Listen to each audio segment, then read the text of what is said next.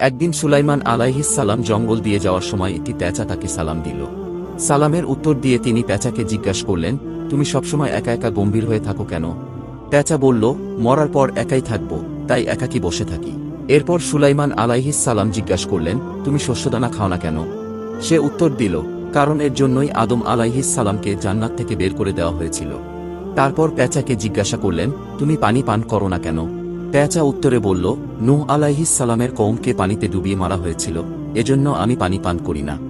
সুলাইমান আলাইহিস সালাম এরপর জিজ্ঞাসা করলেন, তুমি লোকালয়ে না থেকে কেন ঝোপঝাড়ে থাকো? পেঁচা বলল, এখান থেকে আমি বলতে থাকি কোথায় তারা যারা একদিন এখানে ছিল। তারপর পেঁচাকে জিজ্ঞাসা করলেন, তুমি দিনে বের না হয়ে রাতে বের হও কেন? পেঁচা বলল, দিনের বেলা মানুষ জুলুম নির্যাতন করে, তাই রাতে বের হই। সুলাইমান আলাইহিস সালাম বললেন, তুমি যখন ডাকাডাকি করো তখন কি বলো? পেঁচা উত্তরে বলল, আমি তখন বলি, হে মানুষ, আখেরাতের জন্য তৈরি হও।